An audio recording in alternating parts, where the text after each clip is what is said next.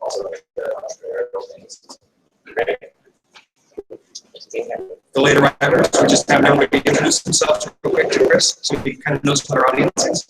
You just give us your name and what you do, and then he might be able to incorporate that into his message today. I'm Jason Wilson. I specialize in life insurance in New York Life for small businesses, and just barely sold my shares in a cheap company a week and a half ago. So Congratulations. all done. That's great. I want to name mine after Joe with that description. So we're working with the startup right now. Branding is kind of focused is what we're thinking about. Brand fits with our products. And a startup that could probably utilize some of your engineering skills too. Right. Which is good. How about the three on the third row? New faces. I'm Angela Staser. Right now, I have a couple of things that I do to pay the bills, but what I am getting into, I'm trying to launch a little more heavily is a business that's an event planning business that pays a corporate share with a corporate sponsor. And you know, so they can put together a program and raise a party or whatever it is that they do. So what I do is streamline all the realities with a corporate sponsor, so they don't have to hire someone to speak and then also keep the event for charity.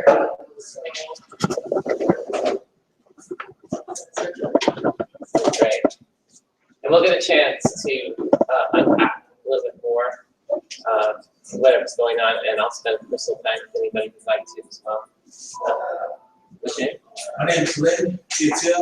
We're together with my brother Frank Brunt. We're co-owners of UPL Fulfillment Warehouse Company. We're probably about 7 months in. Started in our parents' garage. Wow. Now we're in a big garage. Doing great. So, Nice. Great relationship. That's great. Great growth story.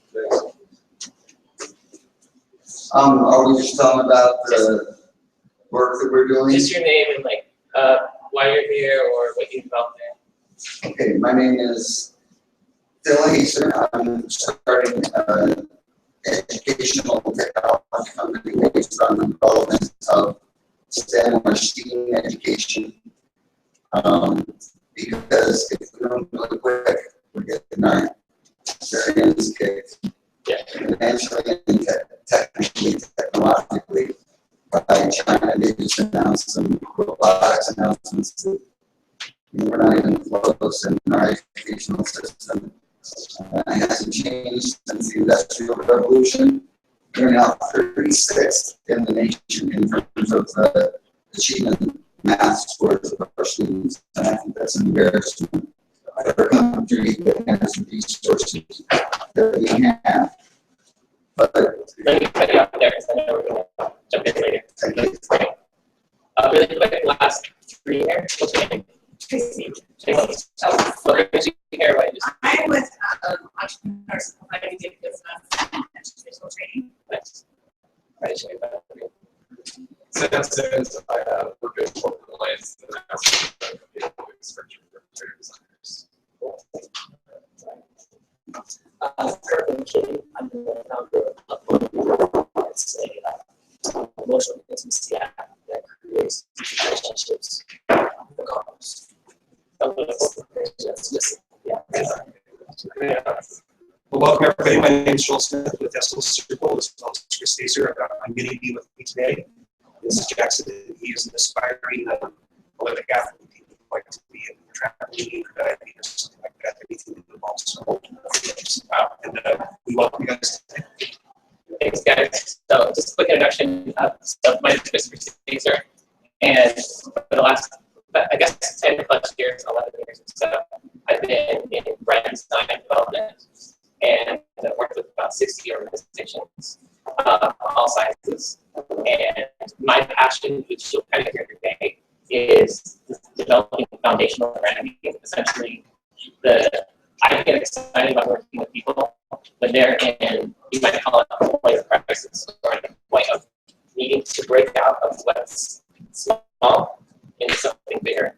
And so today our topic is identity crisis. So this is a fun new topic for me. This is a brand new material, and I get to be excited about producing this in other formats, including maybe a book. We'll see how it goes. But this also speaks to my passion for philosophy and for ideas and psychology. So today I'm going to try to blend as much of the practical with also the philosophical kind of side of things. And hopefully you find it interesting, and we'll be open to conversation and input along the way.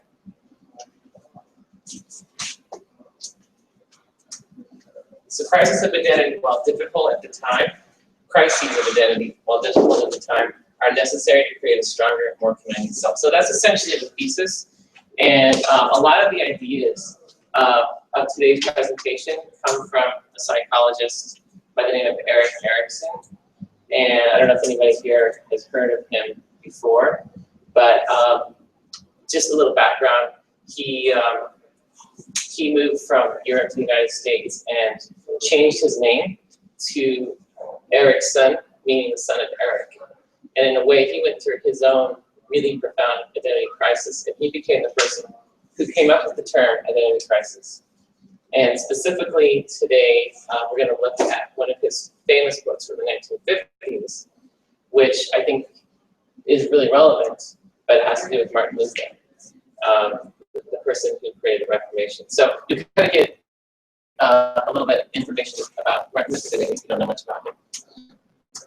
So while the once-born person radically sleeps themselves and are fitted into the ideology of their age, twice-born people are often tortured souls who seek healing in some total conversion experience that will give them direction. The positive aspect of the twice-born is that if they do successfully transform themselves, they have the potential to take the world along with them. And this is really exciting because I think being entrepreneurial and being like visionary kinds of people that entrepreneurs tend to be, it really is a process that William James identifies where you've got to rebirth yourself. And you feel the anxiety, you feel the tension. And so this is kind of the major theme that I want to bring insight throughout this presentation today. So this is a little bit like Joseph Campbell's hero's journey, or the branding quest. It's really basic and simple, but you start from a place of innocence, basically going deep within a belief system or immersive belief. Identity crisis, what we call. So the call, as Joseph Campbell calls it, is something that can be better. It's a challenge. It's the itch, and it really provokes towards a new discovery. And the third is the resolution, or the conciliation, reintegration, returning home. So this hero's journey process, this branding quest process, is something we're going through constantly. And one of the things that this therapist identifies is there isn't just one identity crisis in our lives as individuals or as organizations. But identity crises keep happening throughout our lives. In fact, I don't know if anybody heard about this. Paul Simon decided to quit music. Right. So he officially announced quitting music. And so I believe he's in the 70s. And so Erickson identifies multiple stages of development, including stages clear to your 70s, 80s, and 90s they were going through. And it's not surprising that somebody is at basically at the point of their 70s or 80s go through yet another identity crisis, questioning who they were in the previous time as well. So it's just fascinating stuff. This basically is the process that we're going to be able to go through today. So the Willie Nelson died story. Just plan on the road again. Yeah, exactly. It's crazy that you do that. So this is, if you've been on our presentation before, this is, in my opinion, what branding really is about. It basically comes down to alignment. And so when you're misaligned, when something's off, when something is challenging who you think you are versus what you want to be, what the marketplace is versus what you know the marketplace to be, what you can bring to the crisis. That misalignment process is the identity crisis. It's identifying it, recognizing it, and honoring it. And so to me, alignment, both personal and also if you're working within an organization, you're also working with personal alignment and how that connects. How that connects. Your personal meaning sets itself, how that aligns with the organization itself. So in all cases, alignment is to me fundamental to what brands are about. And so in other presentations, I'll go into things such as, alignment of name, colors, brand identity, brand expression, but it's also really alignment first and foremost in meaning. And I think that's a really important thing to remember. So this is just kind of fun. Ego identity versus super ego or a dynamic self. So essentially defining the core, that which never or rarely changes, but that which is in constant development. So kind of the fun things you do in branding is attempt to really identify a core idea that should be unchangeable, using Plato's idea of that idea which never changes. So there's core ideas which never change, and at the same time, we have to acknowledge that things are really dynamic, and there's multiple stages in development. There's multiple reinventions in development. A little bit like when you teach. So we'll just look at Martin Luther for a minute here. So to start with, he was born into an era where total obedience was the norm, and it was quite an oppressive era. And he did his thing. He followed his father's footsteps of what his father told him to do. He went to law school, and during his summer break of law school, he was nearly struck by lightning at 17 years old, and so that made a profound impact on his life. And if anybody's had experience of near-death experiences or illnesses or a parent dying or something big, a divorce, those kinds of experiences are oftentimes the openings for new things in my life. And so he went on to become a monk instead of practicing law. He's famous for saying during a choir practice that he just yelled out in the middle of a choir practice, "I am not." And so this is the beginning of his youthful identity crisis. The gap between spiritual faith and conception of the church. So for him, belief in the authority of the Bible was far more important than belief in the church. Okay, so this process led up to the identity crisis, which when he finally nailed the thesis on the popes, to the pope on the church, that was when he was about 32 years old. And so it's noted that basically, even when you have an identity crisis, it takes you a while to grow. Some of us are slow in developing that identity crisis, identifying and expressing who we are. So, we late boomers. So, I think a lot of entrepreneurs have stuff they know needs to come out, and they're kind of waiting for the timing, and it's going through a growing process. Okay, so just a little bit about that. So obviously, it's completely changed history in Western Europe, what he did, that act of defiance. Young people must first believe in something intensely before they turn against it. And Luther was desperate to believe in the church's divine authority. He may never have become the church's most vocal critic unless he had first gone through the experience of complete devotion in the pastor. Erickson comments that great figures in history often spend years in the passive state. From a young age, they know that they will create a big stamp on the world, but unconsciously wait for their particular truth to form itself inside of their minds until they can make the most impact at the right time. And this is the case of Luther. So if you've been slow in improving your projects, that's part of the process for sure. And all ages a person must come to some kind of resolution about where they stand in relation to the world, unless society does what it can to assist the successful passage of the major life turning points. Not only will it cause mental illness, but but lots of potential. So really what this is about is we'll go into the next phase of our presentation here about how important it is that society gives enough space for all of us to have time to cultivate them. And if we're too busy and too focused on the present moment and we're not doing things to give space, like gap years in college, or at the time of Martin Luther having a year in the monastery before going to a certain kind of practice. These things are really important. Yes, Luther changed the world in his theological position, but that position was in itself of working out his own personal demons and then crisis. So in modern terms, there's a really great and interesting therapist by the name of Stanislav Grof. And Grof identifies what he calls the spiritual emergency. And essentially the spiritual emergency is when there's a personal crisis, and he calls it a crisis in the sense of the Chinese term of crisis matching opportunity, and chance to open something up to create a higher integration. So, you know, just really, to me, this is really, really important. And so when identity crises come up, we want to cultivate them.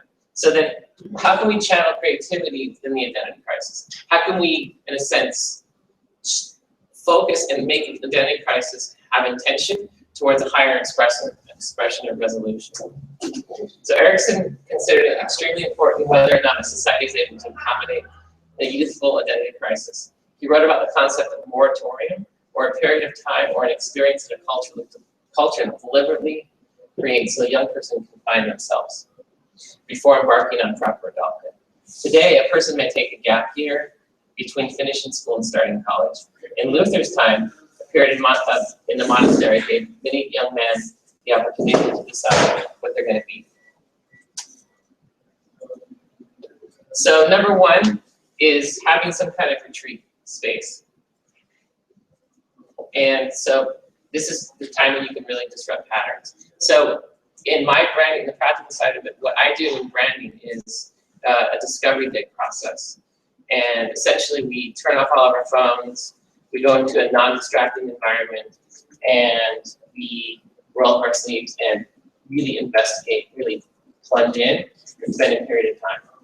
Sometimes I call it slow down and speed up process, where we just take a small amount of time to really intensely gather information and see what comes out. So that's this retreat discovery and then reintegration process. So essentially, as you create new ideas and as you discover new ideas and try to reintegrate them and try to tie them in together, you still have a process of having the body, so to speak, catch up with the mind, because the ideas come fast, but integrating them and owning them and bringing in a new identity takes time as well. Does anybody have any examples of business leaders that they would relate to this kind of heroic process or branding quest process that come up? Okay. Yeah, that's what he started out doing. Was what he ended up doing. His mind was working way ahead, and in the process of developing the software, that was the information gathering, reflection, realignment, and then what we ended up with when his body and work caught up with what his mind was doing. Right? Where we kind of started going. It's a good one. For sure. I think about Steve Jobs in lots of ways, of course. I was one of those that got suckered into buying the iMac when it came out in the late 90s. I was a good sucker. I was like, wow. But I read an article where he basically talked about the values and mission behind Apple. And I bought a computer that had nothing to do with, it was so intangible, it really had to do with the alignment of that versus buying a piece of hardware. And he was so good at that, and also the reinvention at that time in the late 90s when he returned to Apple. That whole process. So I think there's a lot of great leaders out there that I think about. I think about Anita Roddick, Body Shop. I think about the founder of Dell, Michael Dell.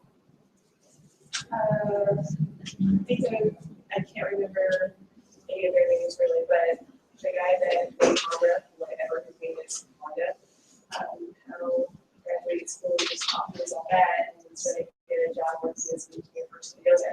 They were impressed and said no, and he just kind of repeated and said, who am I? What am I? Can I do this? Am I capable? And he's like, oh yeah.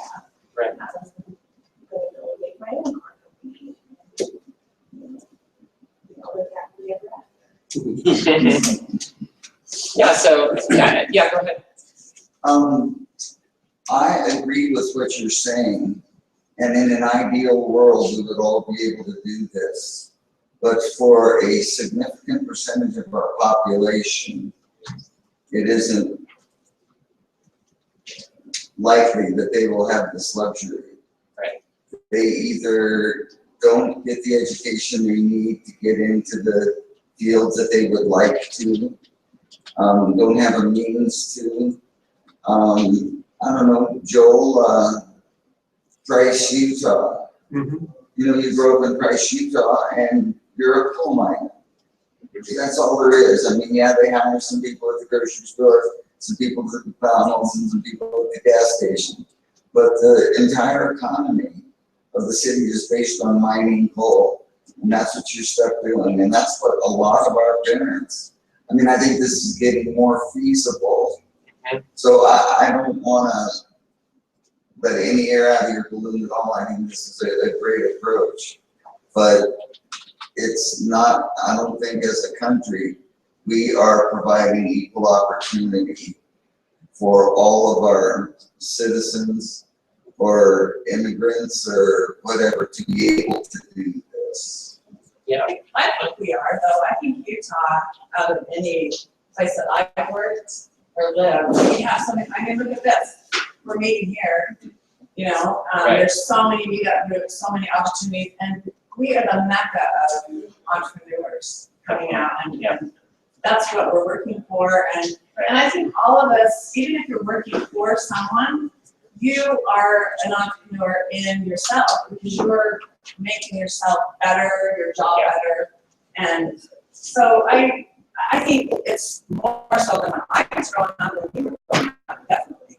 But I think there's so many things out there right now. It's amazing. Well, you know, when you look at, say, the hierarchy of needs from Maslow, one of the things that happens is, you know, as our basic needs are met, we move to the stage where meaning and purpose take on a higher role and a higher sense. And we're going to get into that a little bit more in just a minute. And so, obviously, it takes the luxury of a certain level to be able to develop himself and to take himself into that lead that we're seeing here with entrepreneurial model. But I think the main thing is I want to just convey that in a real sense, entrepreneurs are constantly working in a heroic model where they see something that's possible in the future, and they know within their conscience, within their heart, they need to realign the world to come into alignment with what they see can happen. And I think that's just really exciting. I want to convey that that's really important, and we honor that, and we know that it can take a long time to develop that and bring it into the world, but we want to create the space and respect that space for that kind of development to emerge within individuals. So I think that's one of my I think it's 4 ideas today I want to get at. Erickson remarks that the real crisis in a person's life often comes in their 20s when they realize they are overcommitted to some path they feel is not them, even if they enter it enthusiastically in the first place. They're very successful, but they're in a hole. They may require all of their psychological strength to find out that. It's so powerful. And I think that's probably a lot of us can relate to, like, you know, you're in a marriage or you're in a career, you're in a chosen way of being, and you're like, okay, this is great, but there's something wrong. It's not entirely me. And it's good to know that you're not alone. It's actually normal. Okay, through the need to realign. So my own personal case, I got into branding through a number inputs, but essentially I didn't know branding existed, and I was doing creative work in web design, logo design, and graphic design, and then also got into video production. And for me, I had to kind of do this whole process where I basically went into retreat and went through a whole bunch of exercises to figure out what's core to me that's been there all along, for one. And what are the gifts that are so radically unique to me that practically nobody would hire me anyway in the marketplace because nobody's looking for me. But how can I, in a sense, create that or represent that value and put it into the world so that I can be me in the ways that are really easy for me to be me, and that I have my gifts, and it can have value in the marketplace. And that became brand new, essentially.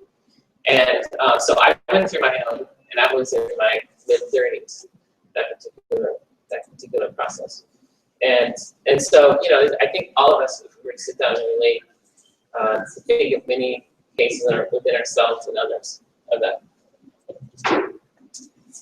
Erickson's broader point is that if you have a culture in which at certain vital junctures people feel pressure to choose stagnation over growth, society at large will suffer. All wise cultures acknowledge that youthful identity crisis and seek to accommodate it. Though troublesome in the short term, the new ideas and energies that are unleashed by these personal turning points can bring rejuvenation. Not just to the person experiencing it, but to the wider community. So, in a sense, you know, the community and society in its evolution is basically requires our own individual growth. It literally, like what we do as individuals, and especially if society can honor it, will evolve society forever, evolve our culture forever. So I'm kind of curious about that. Like with the first quote, you know, you talk about how we kind of dig ourselves into a hole, you know, like in our late 20s, and like to me, I think of that like even financially, like we end up in, like with student loan issues, we end up in this huge hole trying to do what we think we want to do, and then we get out and that's not really what we actually want to do. Right. And then we're stuck in it because we can't jump into what it is that we really want to do. So in a lot of ways, we're kind of screwing ourselves over. Yeah, right. Kind of, you know, as a society with that process. Absolutely, I totally agree. Yeah, it's a really scary time when college education is so expensive, and we don't really know what we're doing with college education until we're in, you know, deep in debt before we wonder and realize. And speaking to some of Phil's concerns, it's a really scary time when, from a topic-based education, a boot camp that you can be in for 12 to 15 weeks, if you have a basic proficiency as an individual to be a programmer, right, can take you into a higher paying position than a 4 or even sometimes 6-year degree. So it's a matter of whether or not the absolute needs for the factory, which would be the boot camp, getting somebody that can be a node programmer or something like that, who will then have to scale up. They may become not obsolete, but not as needed in 2 years or something like that. Doesn't have the same type of benefits as somebody with a degree in philosophy or behavioral therapy or something along those lines. That's kind of a scary paradox. Right. It's fascinating. The role and meaning of purpose within the identity crisis. He who has a why to live can bear it almost any how. That comes from Friedrich Nietzsche. Life is never made unbearable by circumstances, but only by the lack of meaning and purpose. Viktor Frankl. So a lot of people probably know Frankl with his logotherapy or his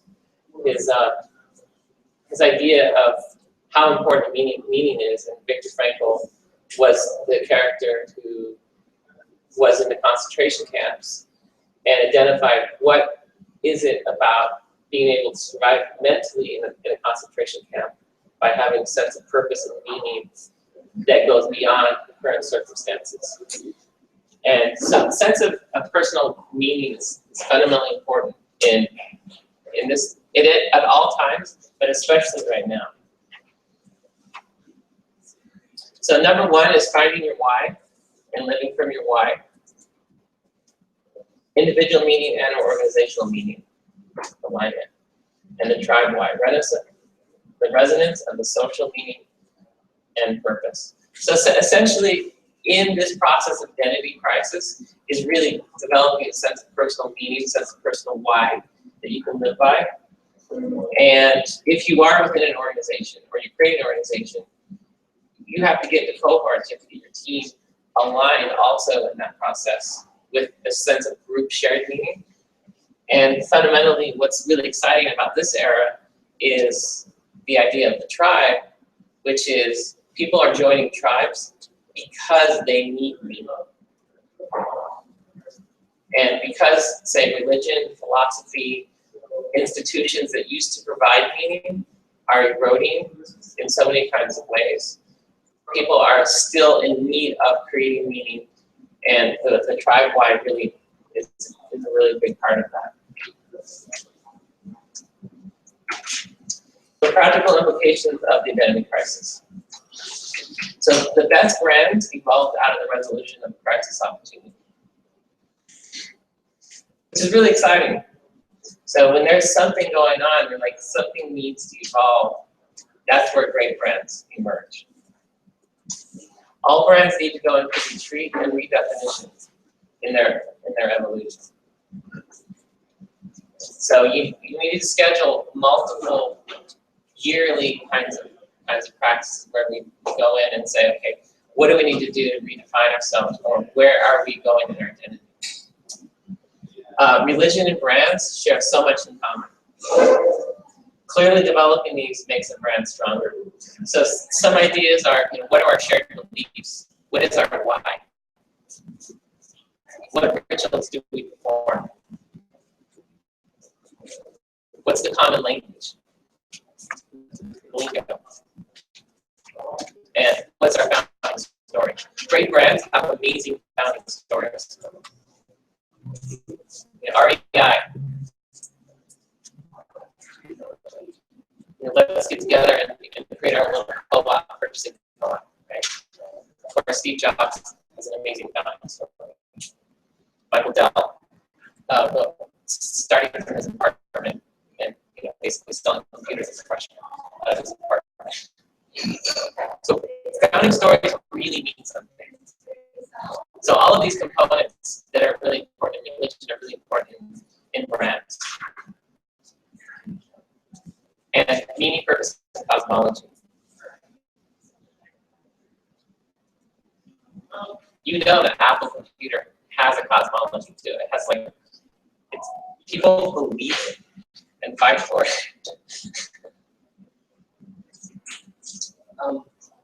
Could you give a little more in depth what you mean by cosmology?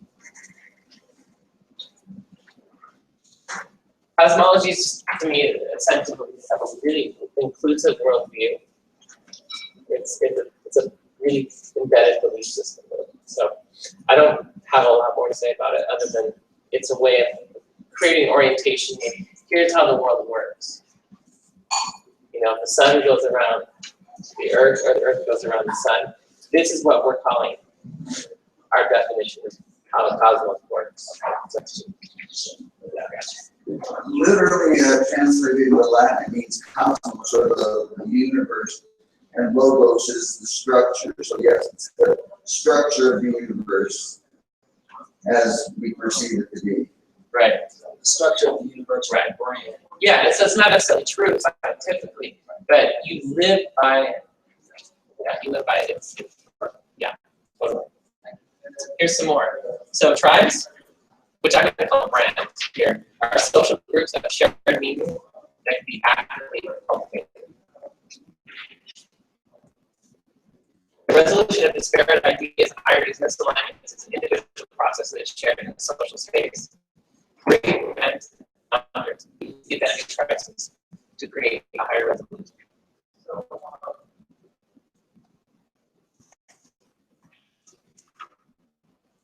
practical actions. Listen to the challenges of the current paradigm and authentically take the space to create a resolution. Alternative personal first and shared socially, shared socially secondly. take time for retreat and development as the founder CEO. Defining and living from a powerful why, meaning, purpose is necessary to get through the challenges of the marketplace, and in fact becomes a real point of distinction that attracts a social tribe to you over time. And I think this is really important in Maslow's ideas of once we have our basic needs met, consumers, tribe members want to connect to the meaning behind the brand just as much. And also, when you're founding a business, you know how hard it is and how much time it's going to take. So you have to win first here. You have to win by knowing you have such a strong belief in it that you can go forward despite all the challenges. Meaningful brands fulfill the higher need of meaning and purpose in an individual and society as we move up through the hierarchy of needs. Identity never ends, but continues in the developmental process over a lifetime. Defined by what you are, not as much as what you are. That doesn't make sense. Who you are. Yeah, defined by who you are, not as much as what you are. You would have thought that this would be the happiest time in Luther's life. In fact, it ushered in what Erickson calls the mature adult crisis of generativity, in which one asks, has whatever I have created been worth it? Would I do it over again? Or have I wasted my years? Luther's first crisis was of pure identity. This one, Erickson notes, was of integrity. Despite being a great man, Luther still had to go through this phase, as every older adult inevitably does. And this is really interesting because this is exactly what I mentioned earlier with Paul Simon. We might look back and Bill Gates might decide maybe this wasn't worth it. Or what was worth it? We have to kind of recast our past and redefine our past. And so it's just really interesting that this never ends, this process. And I think I was naive when I started branding and thinking that at some point you define it and you go forward. And so I like the complexity idea that it never ends. The issue of identity is never completely solved. When one aspect of us achieves wholeness, there is still some larger self that is trying to make sense of experience. Luther's life might be characterized as a succession of statements to himself about what he is not. That, in a way, is the easy half of identity formation. We are still left with the task of deciding what we are. I like that. Definitely interesting dialogue between what we're not and what we are.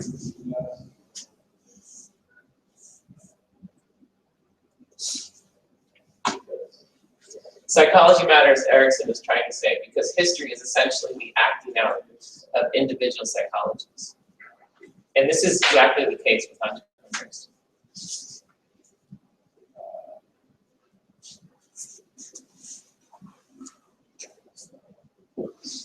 Identity matters. It must be actively cultivated to allow the great historical potential of a business visionary to be realized within a shared marketplace of value and meaning. Sometimes the value of the marketplace is the meaning itself. So often as we go into an entrepreneurial pursuit, we're concentrating on the MVP of the product or the business itself. Mm-hmm.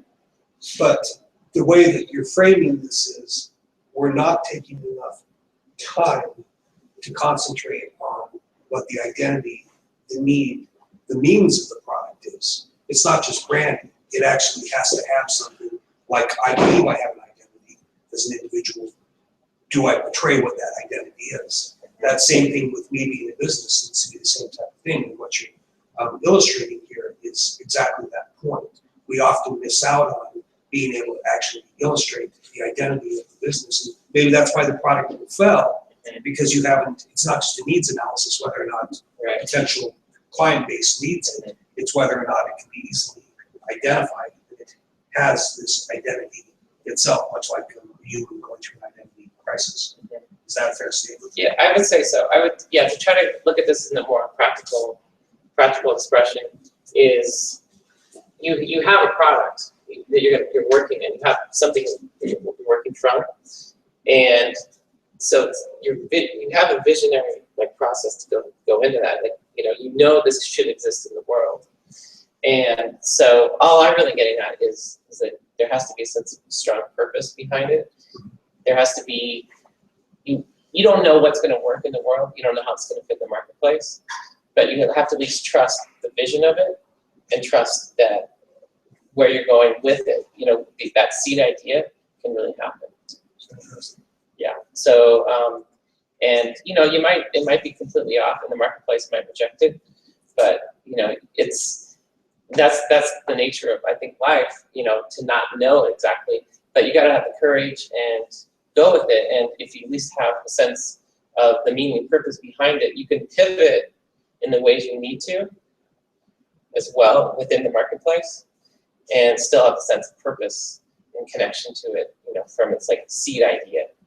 For those lean practitioners, this is what we would call a yin-yang movement. I think it's interesting because it reminds me a lot of like Simon Sinek's Start With Why book. Okay. But like you look at like the lean canvas compared to the business model canvas, one of the things that's different is the unfair advantage. And a lot of startup companies have difficulty trying to figure out what that unfair advantage could be. And a lot of that could be built up into the brand itself. If the brand has that strong why, that strong why could be a business's unfair advantage forward. Whether it's the why within visual or why for specific product, right? That could be that piece that you have to look at and build, because without that, you're not going to be successful within product. Totally, I love that. Fabulous. Sure. So what other significant practices have that we ourselves believe thinking? And this is my last slide. I just love this. So this whole process, again, is like this is an individual process, and I'm really interested in how founders collaborate, but founders also start from a vision, and it usually even when it's collaborative and becomes a common vision, it usually starts from a seed basic idea, and it's a process of owning into that identity and having the courage to go forward and to step into that and live and own it. So this is what I love, and my practice is to help cultivate that emergency, or that crisis, that space where something can really emerge, and to kind of be there as in a way, facilitator and distance, or midwife who's helping that to go along. And to me, that's what good branding consulting should do, is kind of be there in that process and allow that individual to really emerge the way that they need to emerge. And maybe it's a bad idea and it goes away, but you gotta go for it. So those are some of my ideas today on brand identity and identity crisis. So it's all fresh new material for me, and I'm really excited about a lot of these new ideas and bringing them into the practical side as well as the theoretical side. So hopefully it was interesting. Does anybody have some discussion or questions they want to bring up? The last sentence on the previous slide, I have to admit I struggled a little bit, and I thought you were going to explain it some more, but skip to this one. Okay. It says the value in the marketplace is its presence.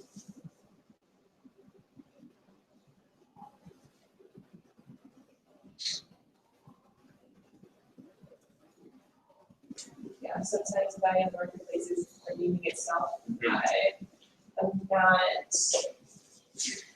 That's not thinking it. I don't know why. But Right. struggling with it. Right. So that kind of, I can illustrate that from, say, Steve Jobs. For me personally, I bought the iMac when Steve Jobs said, "This isn't just about computers; it's about families and about building a business that where we make an impact on people's lives in a help in a way. So that meaning was what I resonated with personally.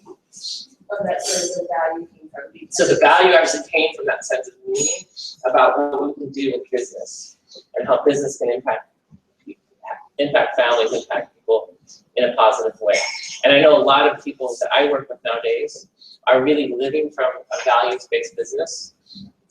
When they organize their business, they're really thinking about how can we use business to change the world.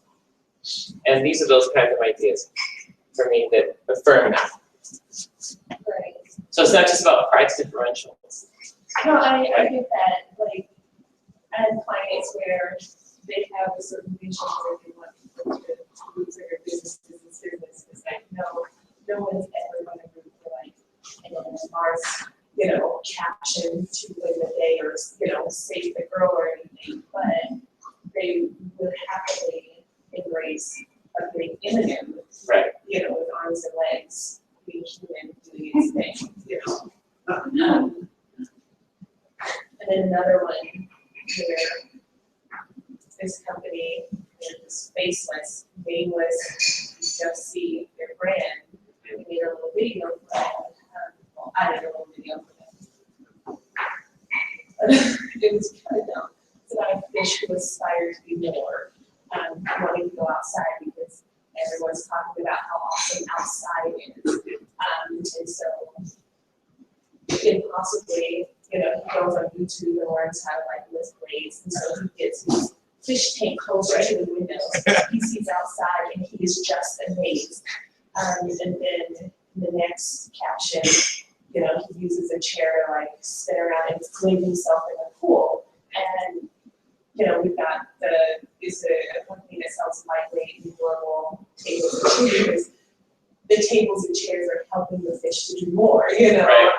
Go beyond and do its best. And, that's something people can identify with, Right. A company that's going to help them to do the best that they can do. Instead of, we love this company, like you said, Apple, but they help you think about companies, Yeah. not about computers. So. Yeah. I was going to add, the way I understand it, the meaning of the marketplace, back when the Industrial Revolution and everything was going on, business was about money extraction, just profitability, what can you get out of it. I think now, with the higher level of social consciousness and awareness of what effect business has on our environment, our societies in general, I think the meaning in the marketplace, when you look at sustainable businesses and things that have higher meaning for betterment of the world that we live in, I think that those kind of companies, the meaning of those companies is the value to the market because there's a standard of aspiring to something better, something greater, something that will benefit humanity as a whole. So that's how I see that. Yeah, absolutely, yeah. And I talk about aspirational brands quite a bit. Aspirational naming, I do a lot of naming. And I look at aspirational ideas because we resonate with them, because we want that. We want to choose that. And, again, because we live in an era where it's harder to know what to believe in, and what we used to believe in dies in certain kinds of ways. Those brands that come in and offer a sense of purpose and mission, sense of something you can believe in, are going to, a lot better than those that don't. Yeah, a real prime example of this with me. I'm eating my diet the last month. I've started this new diet plan that I paid for through my gym. It's a healthy shred. And I'm shopping at Sprouts now versus I no longer shop at Smith's. I'm eating organic food. Right. And those kind of products that are sold at Sprouts versus the chemically laden stuff that you're getting at Smith's, for me, the meaning is healthier living. Right. So for me, it's easier now, and I shouldn't say easier, it's just more appealing to me. I feel part of a healthier community. Yeah. Right, that's that tribe. Yes, Right? yes, yeah. There's a healthy tribe that you start to feel like you might not talk to these people, but you're in alignment with them in a lot of ways. Yes. I'm starting to talk. Yeah. Yeah. Right. I saw a pretty good example of that this last week. Somebody started following me on Twitter, and that these days it's called like cowshare.com. Cowshare? Yeah. Have you heard of them? Yeah. It's a Utah company. Like culture, but cow is in move. Yeah, it's in move, but like the whole point is, but there's two poles, right? They had a purpose and mission, which was their why, which was there's a certain way that they raise cows, you know, they do this, blah, blah, blah, blah. They do it. And so on one hand, they've got this strong sense of why, and on the other side, they've got a destructive piece because they're changing how you're buying beef. Right. Because you can create a share, so you go in with several people who can buy like 20, you know, and split up however you want. You buy half beef or whatever. But it kind of clearly shows exactly where your food's coming from. But it also has this disruptive piece, which is taking out the middle man and when you buy directly from these ranchers, but just the overall brand. I love it. Combining those two, it looks like it'll be fairly successful. I think so. I know that it's popular with milk shares as well. Cowshare. I don't know if they should follow some of this. Yeah, there's just so many great opportunities to evolve culture using business and looking for these disruptions and looking for high value, high meaning, high purpose in what you're doing. It's really exciting times. I'm probably not going to use them because I learned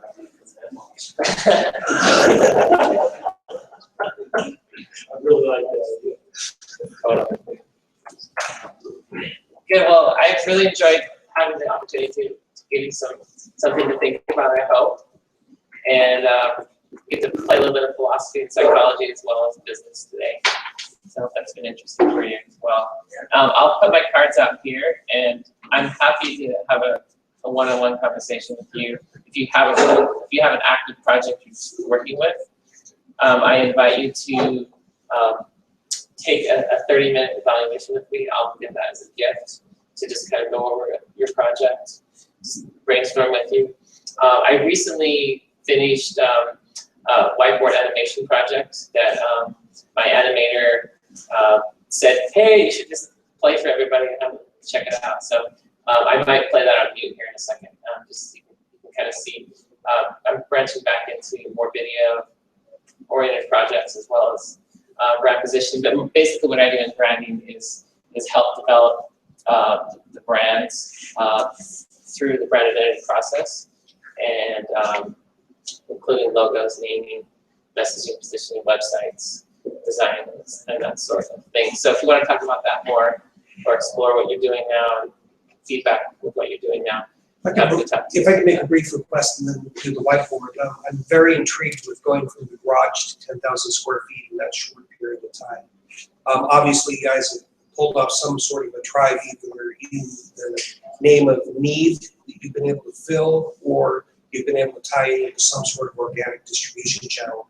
Could you guys give us 2 minutes of where it's taken you now, and are you at a stumbling point? Because between him and this entire row in front of you, there's lean practitioners, you're probably at a position where you want to be able to sustain the growth, or you've got some fear about scaling too fast. You guys want to kind of share your story real quick?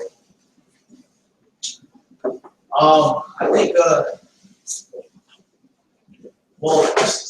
think, the slides that I shared today is we can attest to the truthfulness of that as far as purpose. It's crazy how we kind of started with my brother-in-law,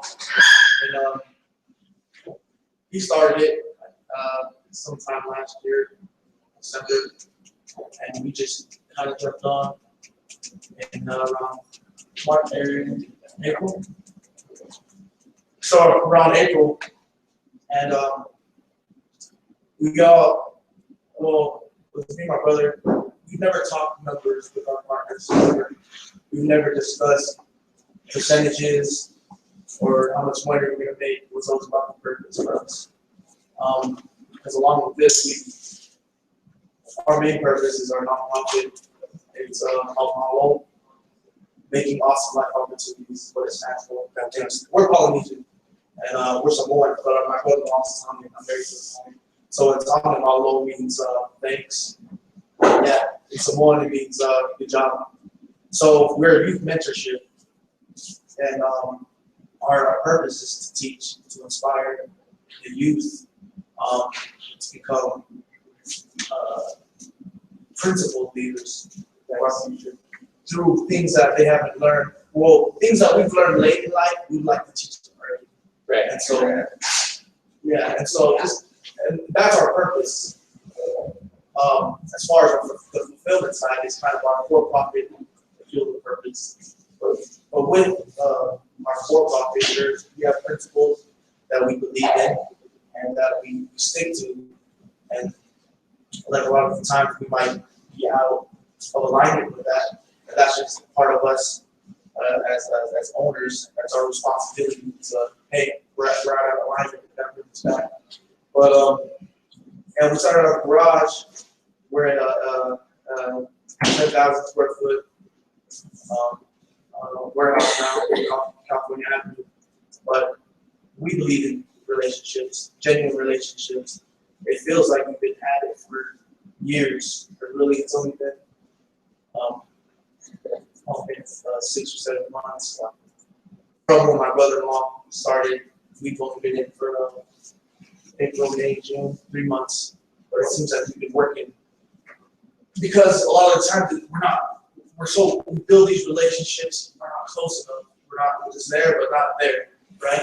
And even just today, a whole bunch of miracles happened. But I think it's just keeping, like you said, know who you are. Know who you are, that purpose of what you want to do, and try your best to keep aligned with it. And that's what's been working for us. I believe it's true.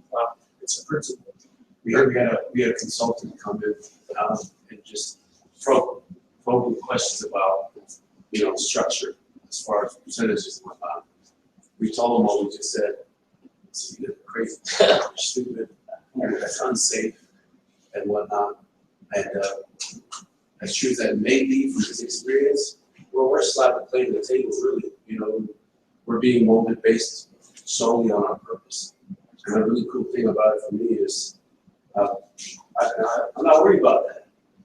I think that is the benefit. That's just a byproduct of what you do, right? The money's a byproduct. And we've seen the benefits of that, especially today. So we've connected with it. As far as the fear associated with scaling too fast and whatnot, of course, that's there. And we are flirting with a couple different, big players in the space, so where we're not sure. Should we go west? Should we go east? You know what I mean? So that fear is there for me anyway. I can't speak for it is all of us, but it's just that's the reason we're here for some extra knowledge soaked up and learn. One more thing I'd like to say just about entrepreneurship, like this, it seems like we've been at it for so long. We've only been at it for 3 months, and it's kind of the thing like you have to sit back and evaluate yourself. Sometimes it's like, we have made some accomplishments, right? A lot of times we don't give ourselves that credit. But I like to relate it to like working out in the gym.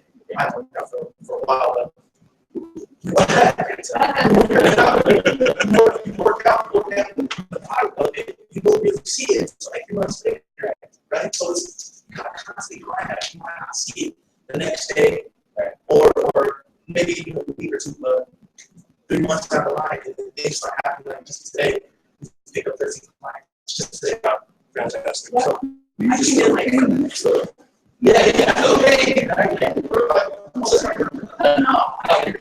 I can like some better you guys do. Logistics. Yeah, fulfillment warehouse. So we just fulfill. Which is a tough market. And